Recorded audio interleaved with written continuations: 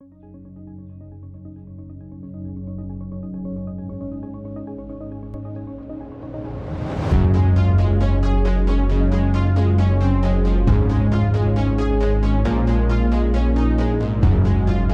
everyone, and welcome to the second episode of About a Breakthrough. I'm Shreyas, and with me is my friend Tejas. And here is what's coming in this episode. She used to keep a journal for her activities as if her child was her experiment. Despite the fact that Marie Curie contributed equally, the Nobel Committee did not bother to also nominate Marie Curie for the prize. So Pierre knew that if he would couple both of his inventions, he would come up with a much more sensitive device. It's understanding that there could be something else, and this is not just the noise from instrument, would have taken things forward. Indeed, a very bold move, I would say. Something that I would normally not be in favor of. No one currently alive has the skills to operate and measure radioactivity using electrometry. As long as you don't go against the ethics, I think it's pretty fair to be a little political and push your ideas forward. They had gone through more than 10 tons of pitch blende to isolate radium no more than a few grains of salt.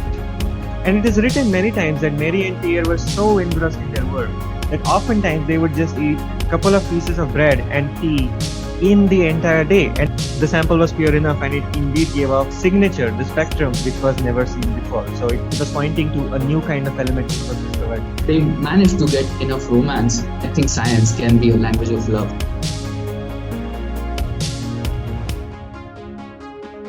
So, Tejas, what do we have for today's episode? Yes, Shreyas. So for today, we have got a story which is set in 1890s. It's a very fascinating story revolving around what I call the power couple in science. It's related to the discovery of polonium and radium. And of course, it's none other than Marie and Pierre Curie. Both of them as a person, they were very remarkable. So personally for me, this is going to be a story which is very close to my heart. And it's going to be extremely interesting to discuss the details, the ins and outs, and how did they manage to isolate polonium and radium in 1898. Nice. I think Marie and Pierre Curie are one of the most celebrated couples of these days. She has become like an icon for women in science. I think, she'll continue to inspire many coming generations for women to get into science, to get into STEM. Overall, both of them were just great scientific minds of their time. Yeah. Let me point out one of the funny stories around that era. Apparently, as today's topic is going to be on the discovery of elements, the year 1898 was apparently the most productive year for elemental discovery, because in the same year, Marie and Pierre Curie, they discovered polonium and radium. Along with them, three of the noble gases, neon, krypton, and xenon, were discovered by scientists. So It was quite a productive year for elemental discovery, and it started shaping the periodic table that we see today. Wow, yeah. So that's 5 new elements in a single year? Yeah. Wow, that's remarkable. Yeah, and adding to what you said earlier, yeah, Marie and Pierre Curie is definitely one of the most celebrated couple in science. What is so unfortunate that in her times, Marie was denied of all the privileges that she deserved as a scientist just because she was a woman. Now we do have, even in today's times, we still talk about gender equality, and we are creating more and more avenues to keep women on the same datum as men. But it is very unfortunate that even in countries as developed as Germany or Europe or France, Switzerland, gender bias was a very prevalent thing back in the 19th century. Something very unfortunate. It's very inspiring to see how these people fought their way against all of those social biases, social stigmas, which were not in their favor, and managed to rise to the top, creating one of the most fascinating discoveries, one of the most remarkable discoveries, perhaps, of the century.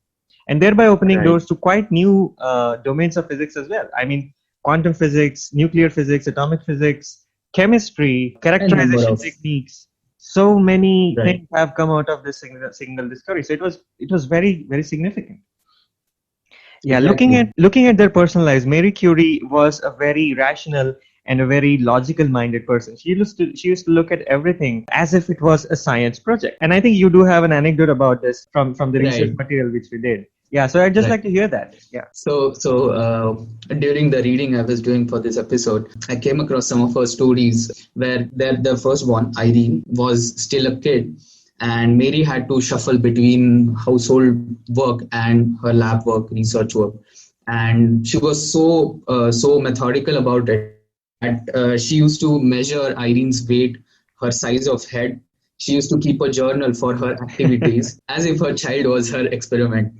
You tend to do that when you're so engrossed and when you're so captivated by your research, and that's one of the best things about these great scientific minds. Yeah, absolutely. And it just goes to show that how brilliant of a scientist she must have been. And to add to that, she was so engrossed in work and she was so busy managing her personal and her professional lives that oftentimes she used to have panic attacks. And luckily, her laboratory at that time was near to where she lived. So there were times where she used to have a panic attack. She used to rush home only to see that her daughter was doing absolutely fine. She was taken, her care was taken well by the nurses which she had hired. Everything was well, and then she would return to her work back again. So that's how engrossed she used to be in her work. It's just it goes without saying that she must have been a Right. very dedicated, very passionate kind of a person when it came to her study of physics. Pierre, on the other hand, her husband, was Right. extremely supportive of her. And it is very interesting to know that when actually a Nobel Prize was offered, it was offered to Pierre Curie, despite the fact that Marie Curie contributed equally into their research. The Nobel Committee did not bother to invite or to also nominate Marie Curie for the prize. And Pierre took a very firm stand. He said, look, Wow. if you're not going to add Mary's name into this prize, if you're not going to nominate her with me as well, I have to reject this prize. And it's when it comes to breaking the stereotypes, this would be the perfect example of doing that, standing with your wife who has contributed equally in your research as Correct. much as you have. It can't get really better than that. Yeah, it's a fascinating story. Yes, definitely. You know what, Curie, as a couple, should be a role model in front of all the youngsters. Be it the love, be it their passion towards each other's works and each other's lives as well. All of these things, they're just extremely fascinating in that case. Yeah, from getting denied the privilege to be to share the Nobel Prize, to eventually becoming the person to have apparently Marie Curie and one other person. They're just the two people who are awarded Nobel Prizes in two different subjects Yes. during their lifetime. And Marie Curie eventually went on to receive a physics as well as a chemistry Nobel Prize. Yeah, her life was pretty inspiring. Let us start with the story then, how it led to the two Nobel Prizes for Marie Curie. Yes, of course. So the year is 1896. Pierre and Mary, they are just newly married. They're managing their personal as well as professional lives. Mary is starting with a project under Pierre to measure, I think, magnetism related to some sort of steel. Is that right? Right. Yeah, so she was starting a project related to that. At the time, there were two people who discovered there was some energetic rays which were coming out of certain kinds of elements. One of them was Röntgen, the other one was Becquerel. So people knew that there were two kinds of rays. They used to call them Röntgen rays and Becquerel rays back in the day. And it was a hot Right. topic for research back then in physics. So Pierre was working on that. Mary was much interested in start working on this topic. So in 1896, around that period, she started to work on this topic. In order to do that, they had to come up with a device called as an electrometer. In fact, Pierre had developed in his earlier works of research, they had used this device in their previous research. And there is an interesting story of how Pierre kind of tweaked this device so that it would become useful for Mary. It turns out that Pierre also knew back then about piezoelectricity. This is the phenomenon where pressure exerted on a crystal is related to the voltage or the potential difference generated across it. And vice versa. Yeah, and vice versa, right. So Pierre knew that if he would couple both of his inventions, one was electrometer, the other one was this piezoelectricity, he would come up with a much, much more sensitive device, which would help Mary to identify this strange rays and their amount given off by the substances. So this device was called as an electrometer, and this just goes to show how creative Pierre was when it came to his scientific senses, I would say. To me, it's very fascinating that how are people able to combine two of their discoveries into a single one and kind of give a kickstart to the current research that they are doing. It has to be the epitome Absolutely, yes. of Absolutely, yes. There have been n number of incidents this where a person or a group of people working on two or a bunch of separate projects, and then they come together and discuss among each other or with their peers, and then they go on to combine their experiments, their findings, researches, and they often lead to some very, very great scientific discoveries. So I think collaboration in scientific world is one of the best things about it. I think with Marie and Pierre Curie, they had some of the good collaborators as well as some pretty bad experiences as well, right? Oh yeah, absolutely. Yeah, just like we talked about it in the first episode as well, that you need to have some key people around you at the correct time, at the correct place in order for a discovery to become great. And this is one of the fantastic examples of that. Marie and Pierre were so complementary to each other's personalities, and when the duo teamed up, there was hardly anyone which could stop their scientific progress from happening.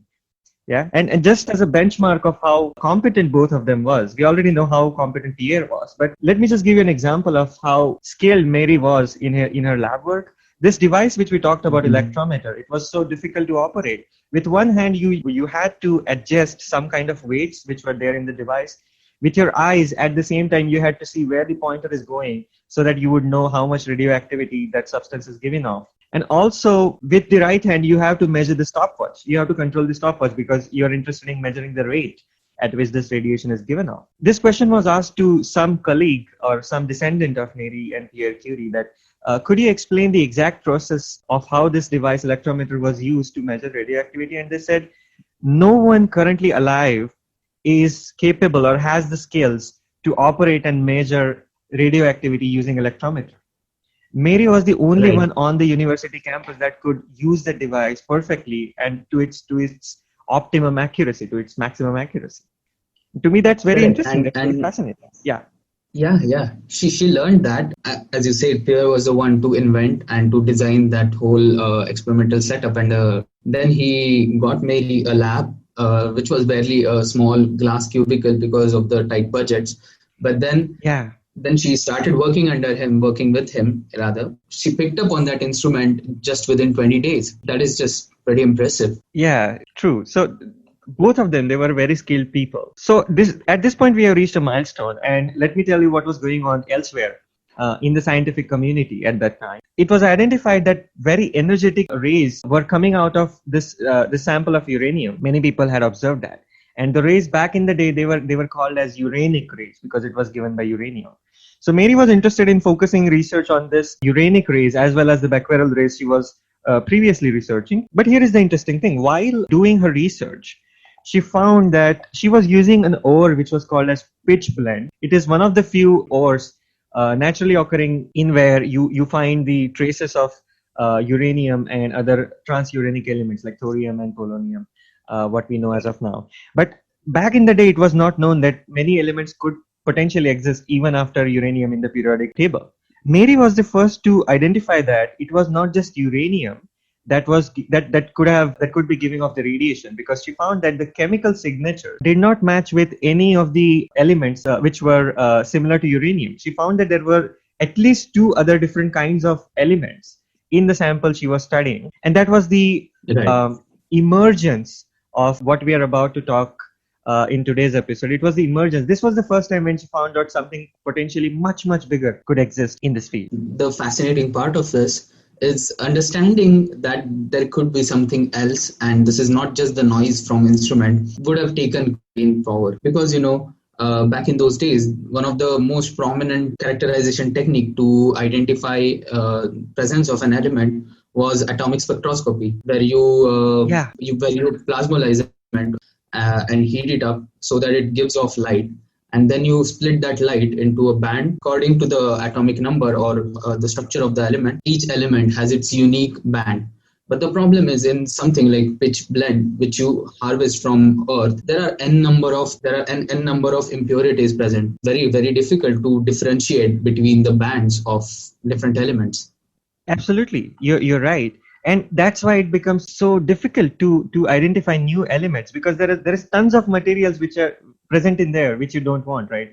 Which has already been discovered, or which just adds to some kind of noise. Right. It takes a confident person to make a claim like this, that there may be some other element present which previously has not been discovered. Right. You can very easily discard it as a defect in the experiment which you have constructed, or defect in your techniques, your processes, noise from the environment, as you mentioned. There are a couple of parts to this. The results must have been so significant that there was no choice but to accept that there must exist something else, and also a confident personality, as we are talking about.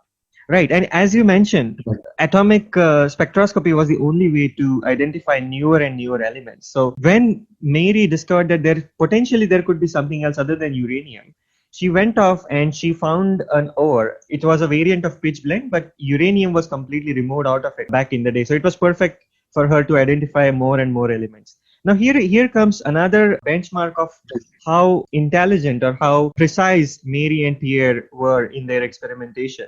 They not only experimented with the ore, they also experimented with its pure form, its oxides, its chlorides, and other salts. They also experimented with the ore in solid form, liquid form, gaseous form. They applied heat to it. They applied external radiation to it, light to it, to see if it makes any difference to the radioactivity. And what they found was very remarkable. They found that it does not matter in what phase or in what form you are using the material. The signature which is given off, radiation signature which is given off, it is highly specific to the kind of material which you are using, indicating to the fact that it had to be an atomic property, it had to be a chemical property. And that was pretty significant conclusion. Radioactivity had to be a chemical property. It was not a physical property. It did not depend. Physical material property. Yeah, it was a material property, much like density of a material or something. It was inherently property of a material, and it was a very pivotal discovery, I would say, to confirm that. And this is what it points to. Marie Curie, if you do a quick Google search on Marie Curie, you would find that she is known for her discovery of polonium and her discovery of radium, which of course is the central topic of this podcast as well. But what she found was not the elements themselves. She found a technique to identify newer and newer elements purely based on radioactivity. This was the elephant in the room. This was the bigger thing which she identified. The technique which we still use. Of course, and that technique to identify an element and characterize it based on its radiation further led to the entire science of nuclear elements. That kind of laid the foundation for what we have today, and all of the enormous number of elements that we have further discovered, synthesized. I mean, synthesizing an element it's almost like playing God yourself, right? So that is what she has given us. Right. It was a mammoth task. You're right. Yeah. So after she got this newly manufactured, a newly processed ore from which uranium was completely isolated, she found there were two additional elements. One behaved chemically very similar to bismuth, and the other behaved very chemically similar to barium. And she went off in search of what these elements could be. As we shall see later, one of them turned out to be polonium, and other one turned out to be radium, which is of course the colossal discovery named for Marie Curie. But interesting thing is the following: when they started their research in Paris in 1896, very few people were in favor of Roentgen rays and this entire idea of radioactivity itself. So they had a hard time getting all the experimentation facilities which they needed in order to prove there indeed existed many transuranic elements, right? There was essentially no one in their favor. But as they made quite some ground, as they made progress, people started to get interested. It is said, in historical archives, it is said that Becquerel, after he made his initial paper, after he published his initial paper, it did not get much traction, and people were not interested in identifying or working with Becquerel as much. But now, these two emergent scientists proving so many promising results, Marie and Pierre Curie, Becquerel also got interested. And I'm not sure would it be fair to make a comment like that, but it is written from the sources that we have referred. They have written many times that Becquerel used his influences and his powers to, of course, give Marie and Pierre Curie what they wanted. But what he really wanted was to pitch his own idea and to pitch his own research in front of the world. And that just goes to show it's a bad world ultimately we live in. Even though you're as gem of a person as Marie and Pierre were, even if you are one of the most prominent scientists, you have to be practical all times. You cannot harm your research in order to be, while being extremely idealistic and trying to change the world. You also need to be grounded in some sense to Right. real world as well. Right. Yeah. As long as you don't go against the ethics, as long as you keep working on the scientific ethical terms, and you don't commit the grave sins of science, I think it's pretty fair to be a little political and push your ideas forward, because that is how people tend to notice your ideas, right? Yeah, that's true. And I guess you can't really run away from the politics. It has to be there in the real world. All you can do Yeah. is maybe find ways to bypass it, maybe find ways to digest it somehow into your system and move further.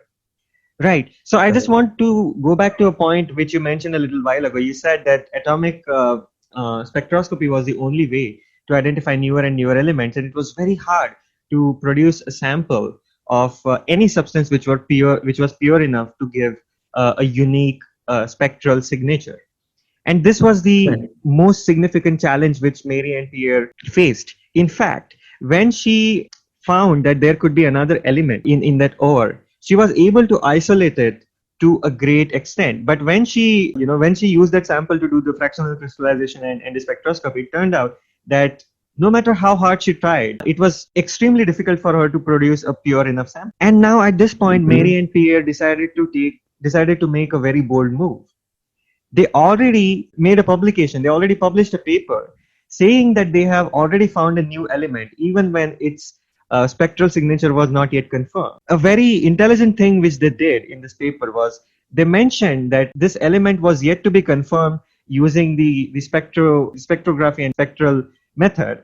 But if it is later found that indeed this kind of unique element exists, it would be a very strong factor in proving that radioactivity on its own could be used to identify unique elements thereafter. And this was, if you ask me, this is a very intelligent thing. This is a thing which only a person with a very big vision of a century has can only do it. Imagine Yes. publishing a scientific paper capable of revolutionizing the world when you have not experimentally confirmed the results. And mind you, it was not a gamble. It was a confirmed discovery, but they were so confident about it that they did it anyway. And that just goes to show their scientific prowess. They were brilliant. Exactly. As you mentioned, meticulousness of their experiment is what gave them this kind of confidence to, just go and predict some things, publish and tell the world while it's not completely confirmed, and eventually go on to get it confirmed, right? Yeah, indeed a very bold move, I would say. Something that I would normally not be in favor of, but the way both of them conducted their research, it's people have to put their fingers in their mouths. It's that interesting. I would actually fancy a bucket of popcorn reading and listening to all of their stories. It is so fascinating to talk about that. Right. So Indeed. yeah. So a little number comparison for you. When this element was identified, remember a little while ago I told you there were two different elements which Mary identified. One was chemically similar to bismuth, the other one was similar to barium. The element which was similar to bismuth turned out it was polonium, which was this discovery which we were talking about. Polonium, by the way, has an interesting story. It is named after the country Poland, which Mary was born in. So that was in honor of Poland, the element polonium is named after. The other element though is Mary estimated that the substance was at least several hundred times as radioactive as pure uranium. And she was wrong. In fact, the material was 10 million times more radioactive than pure sample of uranium when it was first Wow. successfully isolated. So she Wow, that was hugely, crazy. yeah, 10 million times. She hugely underestimated the forces and the powers of the things which they were working with. It's actually mind-boggling to talk about this. And it was Right. it was 10 million times more radioactive than this. So they later, both of them, now that this paper was already published and they started to get some traction, people were interested in their research. So now finally they were able to make this process of isolating and separating and characterizing elements up to an industrial scale. Industries were also interested in working with Mary and Pierre. Universities were interested as well. And now they could set up a factory which would process this ore of pitchblende and come up with purer and purer varieties of that ore, which then Mary could use in her labs to figure out the results. And at the end, when they were successfully able to isolate radium, they had gone through more than 10 tons of pitchblende to isolate radium no more than a few grains of salt. That was some crazy off the proportion yield, I must say. And you need to be extremely patient to work with something that has so low yield. Yeah, and the interesting thing is, we are talking about the time in late 19th century, 1896. It was not like they already had a well-defined and advanced industrial manufacturing setup. They had to work with what they had, and it was a physical, laborious activity to carry all of this ore into machines which could potentially purify them, separate them. It was not easy task. Let alone the intelligence behind it. Physically, it was very demanding task. And it is written many times that Mary and Pierre were so engrossed in their work that oftentimes they would just eat a couple of pieces of bread and tea in the entire day. And their working day used to be something like 22 hours every day. That's crazy if you ask me. But it takes a crazy person. That's just pure dedication. Yeah, it takes a crazy person to make a monumental discovery. An interesting comment that I have to mention here, coming from Pierre Curie, he had written this in his notes. He said that the newly isolated element is so powerful that it is able to boil its equivalent quantity of water in 1 hour. So just to explain it for our viewers, he said that if you were to take 10 grams of this newly identified element, it had the capacity, it had enough energy to boil 10 grams of water from 0 degrees Celsius to 100 degrees Celsius within 1 hour. That's the crazy level of energy which we were talking about.